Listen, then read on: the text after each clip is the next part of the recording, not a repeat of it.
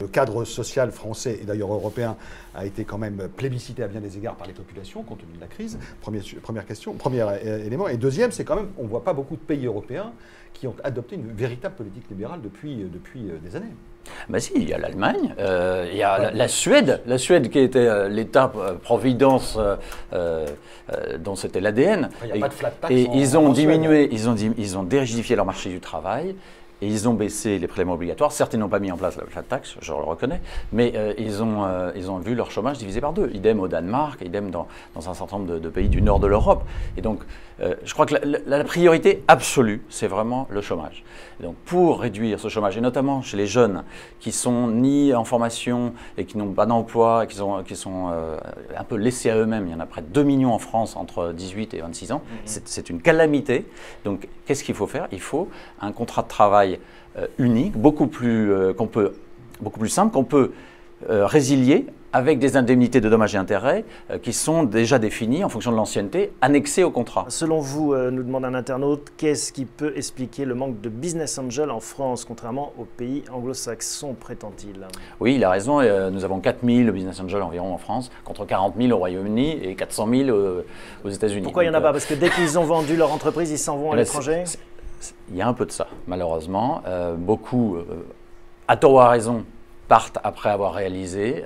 Et donc, l'écosystème qui fonctionne très bien en Israël, par exemple, ou dans la Silicon Valley, où ce sont d'anciens entrepreneurs qui accompagnent des jeunes entrepreneurs et ainsi de suite, et parfois on en est déjà à la 3e ou 4e génération, c'est hyper vertueux, ne fonctionne pas assez bien en France. Et ça, c'est lié à la fiscalité. Oui, c'est lié à la fiscalité, mais est-ce que quand même, il n'y a pas aussi une tradition rentière en France, enfin une tradition, je dirais même de la rente, qui habite même un certain nombre d'entrepreneurs qui ont, effectivement, comme vous le disiez, réalisé, il n'y a pas quand même cette culture de l'investissement, de l'innovation. Ça dépend des familles. Hein. La famille Mullier, on ne peut pas dire qu'ils réussissent à chaque fois. Mais c'est la fiscalité. C'est à partir du moment où on vous prend 40 ou 50%, à un moment c'était 75%, bon, on est revenu à des niveaux plus raisonnables, mais c'est toujours trop par rapport à la Belgique où c'est 0. J'entends bien. C'est tentant pour ceux qui ont réussi de ne pas réinvestir en France. Un petit mot quand même sur le monde de l'entrepreneuriat.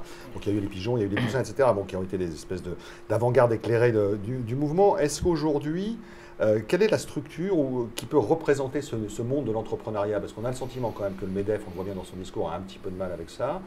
On a une nébuleuse d'organisations, Croissance Plus que vous connaissez bien, et d'autres, et puis des choses qui sont moins formalisées. Est-ce qu'il y a besoin en France de quelque chose pour véritablement incarner cette nouvelle forme d'entreprise qui, je pense, me semble-t-il, a d'autres revendications que celles du problème de la fiscalité, tous les problèmes d'environnement, tout ça, de l'entreprise sont très importants. Est-ce qu'on n'a pas un petit déficit de ce point de vue-là en France? En précisant que vous êtes au MEDEF, aussi, au comité d'orientation stratégique. Oui, je suis passé au conseil d'orientation stratégique, qui est un peu le think tank du MEDEF, au-dessus du conseil exécutif. Bon, d'abord, il y a la commission. Là, Pierre Gattaz a réuni la commission entrepreneuriat et le comité TPE-PME. Donc, c'est avec Thibault Langsade qui en est le président. Donc là, c'est quand même un véhicule où peuvent se traiter toute une série de ces sujets qui réunit des entrepreneurs qui connaissent le terrain et qui va pouvoir traiter donc ces problèmes et représenter les entrepreneurs face au pouvoir public. Puis c'est vrai, après, il y a aussi des grands entrepreneurs qui s'expriment, comme Xavier Niel ou Simoncini ou d'autres, et qui représentent les entrepreneurs. Et puis, de temps en temps, il y a des mouvements qui émergent, comme les pigeons ou le mouvement sur les auto-entrepreneurs. Mais c'est bien, mais c'est cet ensemble d'initiatives qui fait que l'entrepreneuriat est quand même une voie de plus en plus écoutée en France. Et puis il y a Fleur Pellerin quand même, notre ministre des PME, qui je trouve fait un très bon travail. Vous voyez, je suis secrétaire national de l'UMP. Jean-Marc Ayrault qui reçoit maintenant tous les mois des groupes d'entrepreneurs. Oui, mais tout ça c'est très bien. Et donc bravo, il faut que ça continue.